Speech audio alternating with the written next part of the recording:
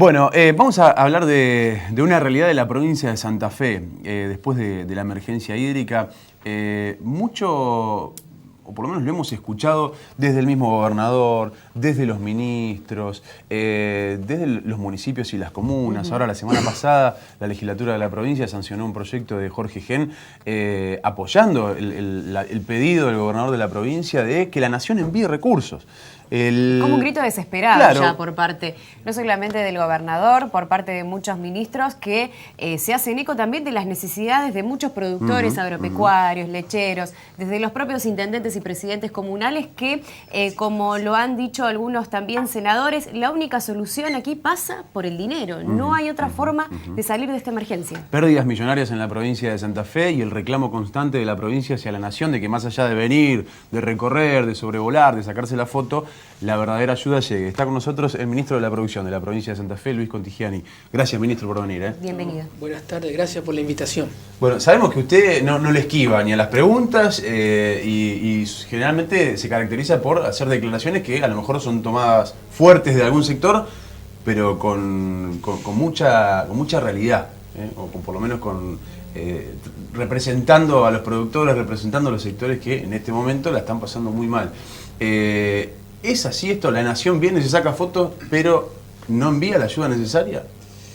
Al día de hoy, a casi, diría, 60 días, casi 60 días de un evento climático que impactó en el corazón del sistema productivo santafesino y impactó en todas las producciones, que está dejando secuela en términos económicos del orden de los 2.000 millones de dólares sin cuantificar daños en infraestructuras y caminos. Al día de hoy lo que tenemos es un anuncio en Banco Nación de la Argentina de líneas de emergencia con subsidio de tasas y la publicación en el día de ayer de que van a compensar el litro de leche, una medida que venía planificada antes de la emergencia hídrica para trabajar sobre el impacto económico de la cuenca lechera, que no tenía que ver con la emergencia hídrica. Fue publicado en el día de ayer que compensarían estos 50 centavos por litro de leche durante esta semana a los productores tamberos, donde 10 centavos lo pone el gobierno de la provincia de Santa Fe. O sea, que al día de hoy son esas las dos cosas objetivas de respuestas concretas ligado a lo que es la emergencia hídrica, que podríamos sacar afuera la compensación láctea, que nació con otro espíritu y con otra idea, pero que bien se puede sumar en este punto. Discúlpeme, de hecho, el anuncio de la compensación láctea, si no me equivoco, fue en Venado Tuerto. Correcto. No, ese fue el primer anuncio. Ese fue el primero. Ese fue el de 40 centavos. Ese se cumplió. Y ahora entre Nación y provincia, antes de la emergencia hídrica, trabajamos en una nueva compensación, que llega finalmente ahora, o llegaría ahora. O sea que solamente de emergencia hídrica tenemos, salvo lo del Banco Nación, un conjunto de promesas que todavía no han venido ni a los productores ni al gobierno de la provincia de Santa Fe. Ahora es raro porque usted levanta el teléfono y en Nación lo atienden, usted pide una audiencia y en Nación se la dan, pero las medidas no llegan. Bueno, es como yo digo, yo valoro y destaco el diálogo formal. Del punto de vista del contenido donde tenemos el problema, ¿no? Yo no tengo, como dijo el gobernador, una intención de confrontar por la confrontación en sí misma. Yo me debo como ministro a defender la verdad y la realidad, y en este punto no puedo decir o negar de que la ayuda del gobierno nacional hasta ahora no han llegado, y que me hubieran gustado y porque la necesitamos, que lo hubiéramos tenido ya hace 20 días, hace un mes, y la seguimos esperando. Una emergencia hídrica extraordinaria, que como venimos diciendo vamos a necesitar soluciones extraordinarias, que en cosecha gruesa de soja dejó pérdidas y todavía hay que ver cuando se compute calidad, pérdidas por rendimiento arriba de 1.500 millones de dólares, que en lechería estamos perdiendo entre 12 y 14 millones de pesos en forma diaria por caída de producción, que en las economías regionales también hemos tenido muchísimas pérdidas en ganadería vacuna. Así, hay que entender que en esta emergencia hídrica la provincia de Santa Fe, desgraciadamente, fue la provincia que más pérdida puso en el orden nacional, en todas las producciones, por encima del 70%. Entonces me parece a mí que Santa Fe merece tener una respuesta del gobierno federal acorde a esta circunstancia. ¿Cómo puede ser que desde el Ministerio de la Producción de Santa Fe yo tenga un plan de acción aprobado por el gobernador Lifchi y nuestros equipos técnicos, que conlleva un plan de asistencia por 130 millones de pesos, solamente un ministerio de la provincia, o sea, y el gobierno nacional todavía no haya comprometido recursos importantes y directos? Me parece que no se ha sobredimensionado el impacto de esta emergencia hídrica, que en algunos sectores productivos terminó de devastarlos, como el caso de la lechería, por ejemplo, y no están a la altura de la circunstancia en términos de la respuesta en cuanto a tiempo y en cuanto a efectividad, y coincido con la presentación de ustedes. Esto se resuelve con tiempo y plata.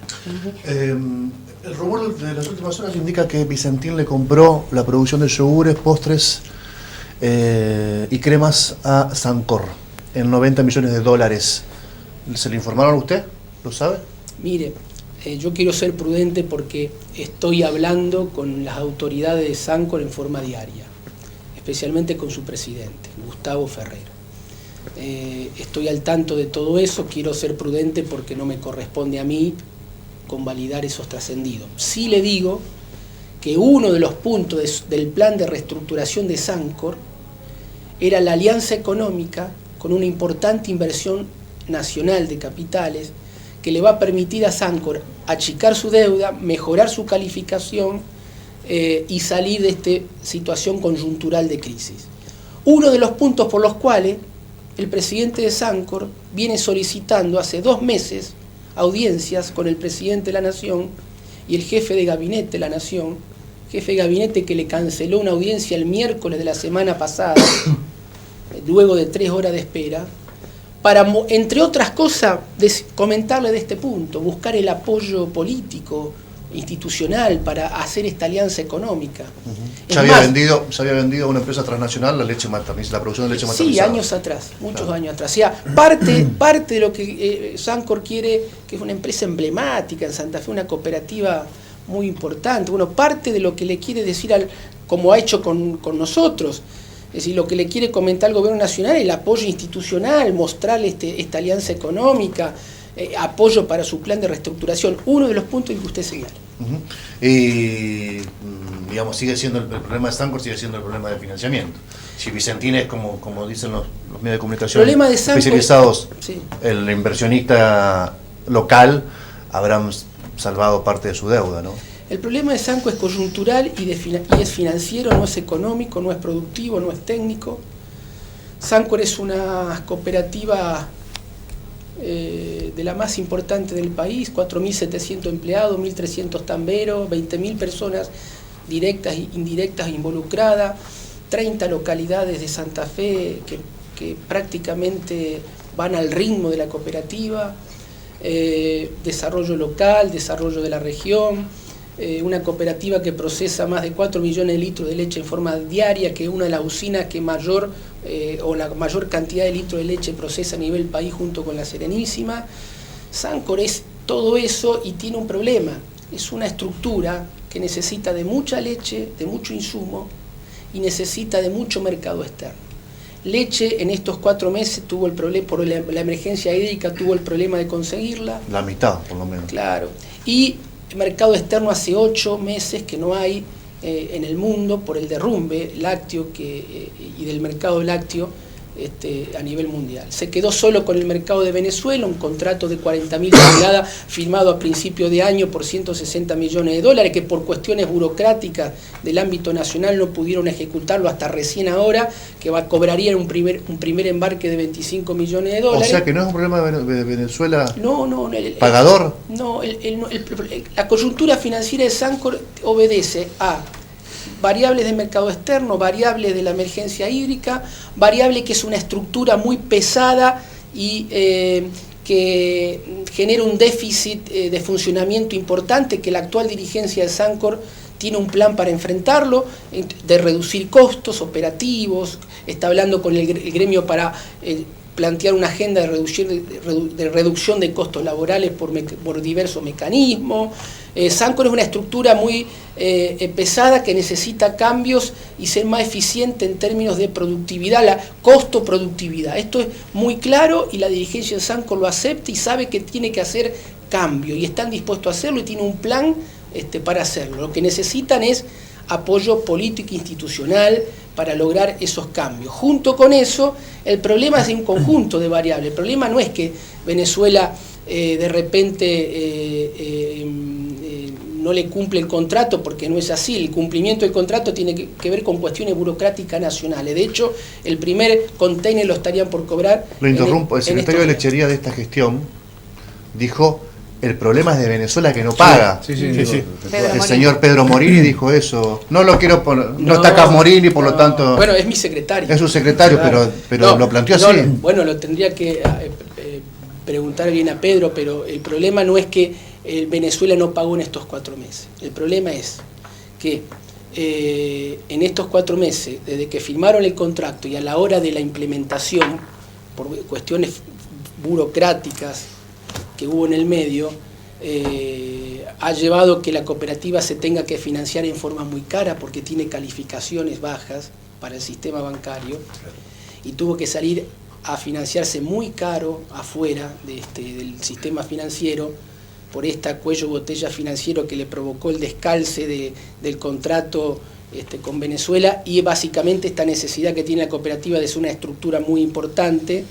Y entonces, por eso el plan de reestructuración que ellos tienen es ir calzando deuda, mejorando la calificación para cambiar deuda cara por deuda barata, calificación. Seguramente lo que Pedro ha querido decir no es que Venezuela no le paga, que estuvieron 4 meses de demora el contrato, 4 meses de demora que obligó a Sancor en una coyuntura de falta de leche, aumentos de costo por tarifa, en la estructura pesada que tiene Sancor en sí misma, más el tema Venezuela ha hecho que tuvo que ir a financiarse para cumplir con sus obligaciones, tanto con Tambero como proveedores y trabajadores, en un esquema de financiamiento muy caro. Esta es la situación. Ministro, hace poquito charlábamos en la radio y me dijo: yo no quiero ser un bombero que esté toda la gestión apagando incendios.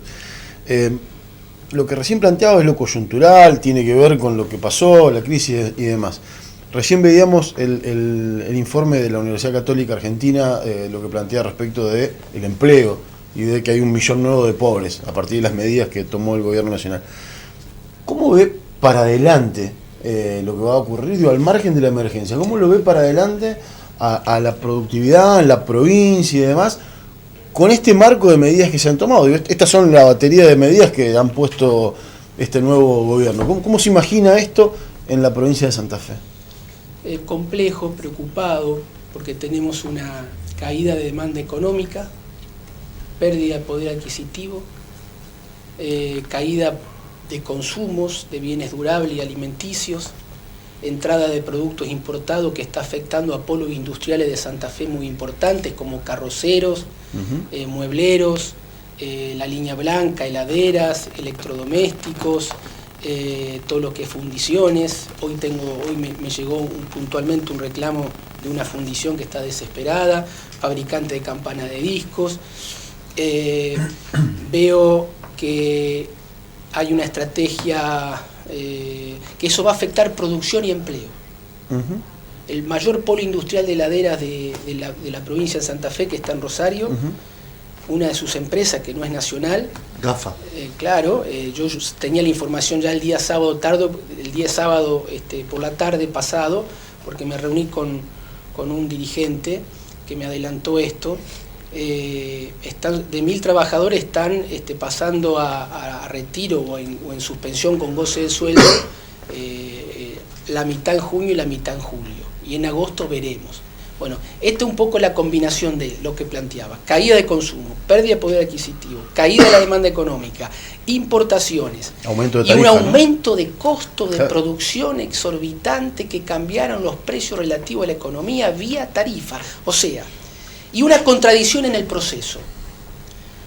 ¿Cuál es la contradicción del proceso que yo veo? por un lado un esquema monetarista en el proceso económico, ¿no? Sí. Una visión monetarista que tiene como objetivo enfriar el mercado interno para atacar la inflación. Y creo que no soy los que dudan que lo van a lograr. El problema es a qué costo van a lograr bajar la inflación. Cuando el mundo ha desechado esas teorías, cuando el mundo apuntala y protege mercados internos y crecen a partir de mercados internos, hasta acepta un poquito ahora le contesto, hasta aceptan un poquito de inflación controlada, manejada. Ahora, por el otro lado, lo que yo digo, la contradicción del proceso económico. Por el otro lado, el mes de abril, toda la tarifa del mes de abril la generó el gobierno nacional vía el ministro Aranguren, con aumento de tarifas del 700 al 1000 en el anterior a abril en electricidad, que nos impactó a nosotros en la empresa provincial de energía de manera considerable, en un mayor costo de energía. En gas, reducción de transporte y subsidio al transporte que también impacta en la provincia de Santa Fe y demás. Entonces, también veo una falta de políticas públicas, de visión territorial, de visión integral en un tema central, que es cuál es la estrategia para crecer y desarrollarlo en la Argentina. Porque lo único que yo veo es una estrategia monetarista de yo. Lo que no veo es una estrategia económica para que podamos crecer. Y todas las medidas que han tomado, ya no lo dice Luis Contigiani, todas las medidas que lo han tomado lo están diciendo ya sectores importantes del país. Han impactado a los sectores más humildes, trabajadores y a las clases medias de la Argentina. Porque acá pongo un tema para mí muy importante de lo ético. Si yo le exijo sacrificio al pueblo argentino, no le puedo permitir que el capital concentrado, sea nacional o externo, esté haciendo diferencias, pero multimillonarias con las LEVA al 38%. Que no es la economía real, eso no es trabajo. Y Sancor no consigue crédito. Un ejemplo. O ayer que estuve recorriendo Las Parejas, San Jorge y Totora, uno ve la demanda que hay de industrias, de bienes de trabajo, de capital, de la economía real. Entonces digo, si yo le pido sacrificio al pueblo, no puedo permitir eso, como está ocurriendo. Un modelo de acumulación financiera que deja una rentabilidad que no se conoce en ninguna parte del mundo, con operaciones combinadas que dan tasas del 10 al 15% en dólares de ganancia, alejada de la economía real, cerca de una economía especulativa. Entonces yo digo, por eso dije en estos días, pidámosle sacrificio a esos sectores. O es para todo la cobija o no es para nadie. Ahora, ¿qué se le dice desde la provincia, ministro? Por ejemplo, otro día Juanma nos daba un caso de una empresa, una industria mediana en San Jorge, 1700% de aumento en gas. ¿Qué se le dice? Porque ellos no pueden tener una audiencia con Presidencia de la Nación y usted pasa por ahí y dice, ministro, no me dan los números, tengo que bajar la persiana. ¿Qué hace la provincia o de qué manera puede, si es que tiene el margen para poder hacerlo, salvar esta situación en algunos casos? ¿Qué estamos haciendo desde la empresa provincial de energía? Diferentes planes de financiamiento. 12 meses, 6 meses, con tasa cero, tasa subsidiada, hotelero, gastronómico, sectores comerciales, industriales, pymes, por un lado. Por el otro, aquella empresa, como dijo el gobernador Miguel Licho, y nosotros de brazos no nos vamos a quedar cruzados. O sea, de brazos cruzados no nos van a ver. No vamos a esperar a las medidas nacionales que vengan, vamos a actuar. Y en eso de actuar, de comprometernos, nosotros dijimos, lo dijo el gobernador, la EPE o las tarifas no tienen que ser una excusa para ningún sector industrial pyme o comercial para que cierre sus persianas o despida gente. Nosotros vamos a actuar y lo vamos a resolver. Entonces, habrá resoluciones como estamos haciendo caso por caso. Ayer atendí a varios casos puntuales que hoy ya en el Ministerio de la Producción nos pusimos a trabajar, casos por caso, y otros serán como estamos haciendo desde la Secretaría de Energía, desde la EPE provincial, tomando resoluciones que impactan a todo un sector, aunque lleguen los planteos caso por caso. Entonces, nosotros vamos a trabajar esto ahora. Y vamos a poner todo lo que tenemos que poner para que no haya problema a partir del tema tarifa problemas de daño de empleo o de producción. Ahora, esto tiene un límite en el tiempo. ¿Le cree Aranguren cuando dice que no va a haber más aumentos o más tarifazos? Él me dijo personalmente a mí en una reunión, no estaba yo en esa reunión, había varios actores, gobernadores, estaba nuestro gobernador, demás funcionarios. En esa reunión que yo tuve presente, él nos dijo que para él el megavatio sigue estando barato en la Argentina, con lo cual estoy contestando. Ministro, y recién hacía un planteo muy interesante respecto a una decisión política del gobernador, decir, bueno, el tema tarifas no va a ser responsable, no tiene que ser un obstáculo. Un obstáculo. Y lo plantea en un sector que tiene que ver con la empresa mediana, la mediana grande y demás. Kiosquero que nos está mirando, el almacenero de Barrio Centenario que nos está mirando ahora, y dice, yo tengo mi kiosquito y yo vendo la cerveza fría al vecino, y ahora con estos números no tengo manera, porque normalmente este incremento lo estábamos viendo en los comercios pequeños, 8.000, 9.000, 10.000 pesos por mes, 11, 12 que se le fue entre la suba de las distintas tarifas, era lo que usaba para comer, para mantener a la familia. En esos casos, nosotros estamos tanto en Rosario como en Santa Fe con un programa de 12 cuotas financiando los bimestres o los importes mensuales. Lo que estamos haciendo diferimientos impositivos, ¿no? Diferimientos de las tarifas de servicios. Aún con empleos, con sectores así informales, ¿no? Claro, eso tiene... ahí es donde quería aclarar eso. Eso nos pone a nosotros en un punto, complejo. Nosotros no podemos resolver en aquellos lugares que no tienen... no tienen todas las condiciones legales, claro, porque la EPE no deja de ser una empresa, nosotros tenemos una cuestión de deber de cumplir la condición de funcionario, de buen funcionario público y demás. El problema es que según este informe de la UCA, 1/4 de la economía funciona así en nuestro país. Tiene que ver con esto, con los micro... Te pongo un ejemplo ayer de las parejas, que me dolió mucho. Ayer estaba reunido con el intendente de las parejas y el centro industrial, había varios empresarios. Me dan un informe donde me dicen que el empleo, creo que era el primer cuatrimestre, si no me falla la memoria, pero el empleo en las parejas se mantuvo estable. Ahí sabemos que es una ciudad que alberga un perfil industrial diverso y muy potente. Sí. Eso es bueno y expresa que todo el sector venía con un colchón muy importante. Pero después, leyendo más finamente el informe, les pregunto a ellos, porque decía menos 3%. El menos 3%, o sea, ellos tomaban el empleo, digo, hasta ahora está ahí prácticamente igual, pero no, había caído el 3%. El 3% que había caído eran los trabajadores informales, que son los que primero caen en esto, que está en el informe de la Iglesia, que está en el informe... en el impacto social de estas medidas. Los primeros que caen es el trabajo informal, es el emprendimiento informal atado con alambre y demás. La changuita, como se dice. Claro, que uno no la puede subestimar. Ojo, eso contiene socialmente mucho. Sí, el 25%. Yo lo digo, no lo digo desdeñando, al contrario, digo, necesitamos que eso exista, que crezca, que alguna vez sea algo formal, claro. Porque es la manera de tener una contención y una red social para muchos argentinos, digamos. Entonces ahí es donde digo, en términos prácticos, ¿sobre qué sector impactaron todas las medidas que tomaron de la macroeconomía? Yo digo decir, fríamente impactaron sobre los sectores más humildes, trabajadores, la clase media, algún sector productivo. ¿Y a quiénes beneficiaron? Ahora, tomando la respuesta suya sobre ese encuentro con Aranguren, que le dijo que el megavatio seguía siendo barato. Tiene una explicación. El megavatio, él dice que valía 80 pesos para los sectores industriales y pasó a valer 772 pesos.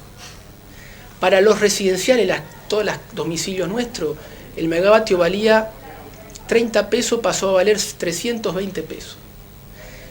Ahí cuando un aumento del 1000%, claro. En el segundo y en el otro el 700%. Cuando uno le pregunte, pero ¿no le parece, señor ministro, que tiene que ser escalonado, segmentado en un año? Ni siquiera poníamos en discusión la oportunidad o no. Sino la gradualidad. Claro, sí, estábamos haciendo un enfoque de gradualidad. Y él ahí donde me dice, pero el megavatio tiene que estar 1000 pesos. Entonces ahí es donde yo le planteé, ¿y por qué tiene el precio del barril de petróleo por encima del internacional? Y porque hay que proteger las provincias petroleras y a los trabajadores petroleros. Correcto. Entonces usted interviene para beneficiar a un sector y no interviene para beneficiar a otro sector. Pero ¿usted identifica algún registro que eso tiene la mecha corta y que tiene un costo social enorme? ¿Ha registrado usted los funcionarios nacionales que, pensando así, digamos, la mecha es corta? ¿O ellos están convencidos de que todo es el orden natural de las cosas, ponen las cosas en su lugar y en algún momento todo mejora? Yo creo que el deber de un funcionario público es producir bienes públicos. Producir bienes públicos es producir derechos, obligaciones económicos, sociales. Es ensanchar la base del desarrollo social y económico de la Argentina. Eso no se puede privatizar. Eso es una obligación indelegable de nuestra condición de funcionarios públicos. Cuando en la Argentina eso fue privatizado, cometimos grandes errores en términos de proyectos sociales y productivos. ¿Por qué digo esto? Planteo esto porque en el caso de algunos funcionarios, puntuales que uno va conociendo, me parece que prevalece una visión tecnocrática más que política. Y yo creo en la política.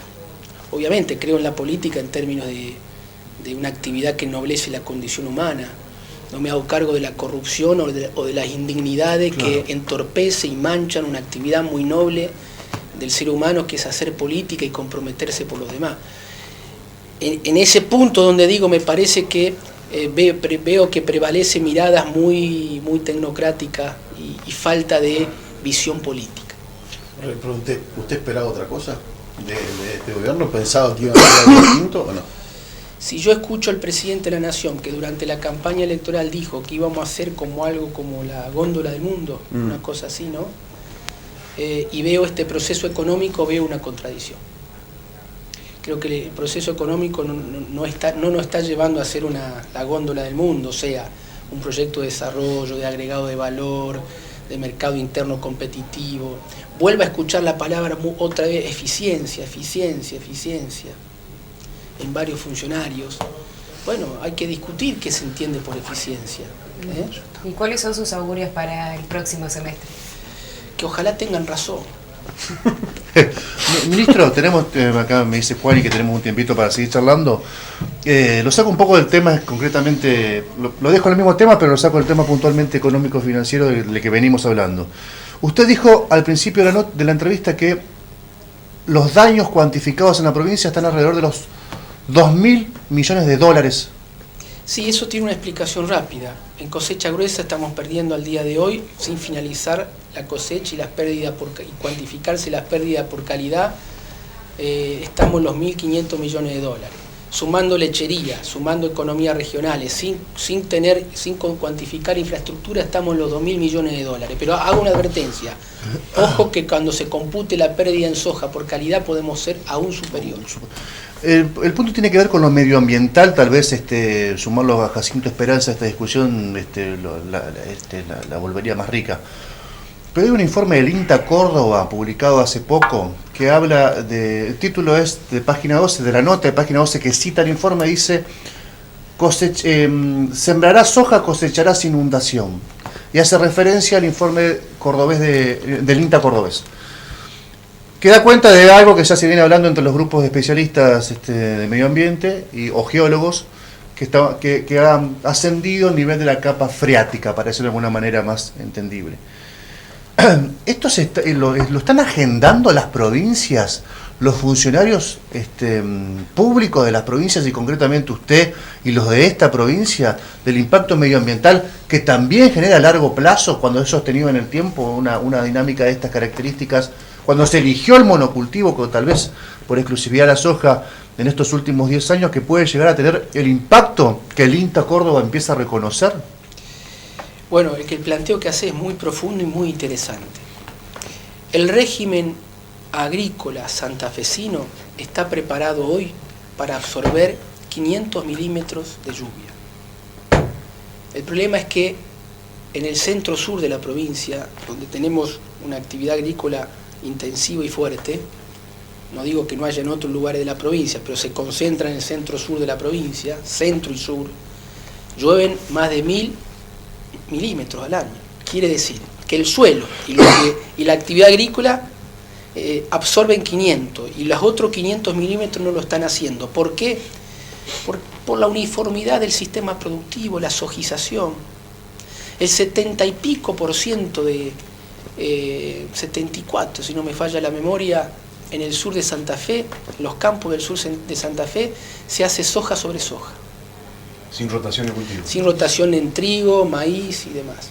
Por ejemplo, Santa Fe tiene 3.600.000 hectáreas en los cuales se cultivan soja, la superficie sojera. Trigo, cuando uno combina con cultivos de rotación, trigo estamos 450.000 hectáreas y en maíz un poco más.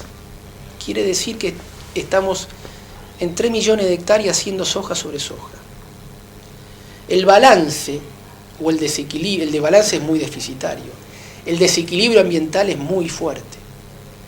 Porque hay 3 meses en los campos donde llueve sobre un billar, el agua que cae no se absorbe, las napas están altas porque ya venían con problemas de estrés hídrico.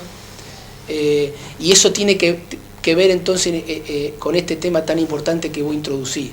La otra cara de la emergencia hídrica, ¿cuál es? ¿Cuál es el sistema productivo y cómo nos estamos preparando de los sistemas productivos para enfrentar estos cambios climáticos? Bueno, creo que no estamos preparados, que tenemos que trabajar muchísimo para volver a un régimen agrícola diverso, con rotación, y haciendo un balance mucho más integral, y volver a los niveles que plantearon un suelo con capacidad de absorción de 1000 milímetros al año. Bien, entonces la pregunta es interesante ahí, es ¿cuáles son las políticas públicas que nos tienen que llevar a ese escenario? Eso le iba a preguntar. Con estas medidas que se tomaron de quitarle retenciones y demás, ¿cree que se apunta a eso? ¿O ayuda? Yo creo que en algunas no ayudaron, en otras es discutible, pero falta mucha más política, ¿no? Para que permitirle a un productor agropecuario, incentivar a un productor agropecuario que haga maíz, trigo, o trigo, soja, maíz, y también incorporar la ganadería. Nosotros no podemos permitir que el maíz se exporte como grano. El otro día me llegaba un informe de la Bolsa de Comercio de Rosario. El informe me decía que el 60% de los granos de maíz volvíamos a exportar en todo el país, el 60% de granos de maíz en granos. Y que obviamente la Bolsa de Comercio de Rosario registraba que de los puertos de Santa Fe lideraba eso. Eso que para mí es una muy mala noticia, no es buena. Exportar maíz en grano es una irracionalidad. Y estamos importando cerdo de Dinamarca, ¿no? De Brasil y de Dinamarca. ¿Puede explicar por qué, para los que no tienen todo el proceso, por qué está mal? Porque el maíz tiene que convertirse en proteína animal. Animal aquí. El primer agregado de valor del maíz es la proteína animal y leche. La proteína animal es porcina, aviar, vacuna, pero es el primer eslabón del agregado de valor, es más trabajo, es más integración, más diversidad productiva, pero es el primer eslabón. El maíz es una planta muy generosa, a partir de ahí a partir de eso se puede trabajar con el maíz en otros tipos de agregados de valores, para la industria del plástico, para el etanol, para la energía. Es un cultivo que aporta mucho rastrojo al suelo, que ayuda al manejo de agua, aporta muchas proteínas también. Entonces digo, no podemos cometer esa irracionalidad. Ahora, ¿dónde va el maíz nuestro? Va a países donde lo procesan y lo sacan convertido en proteína animal y en leche.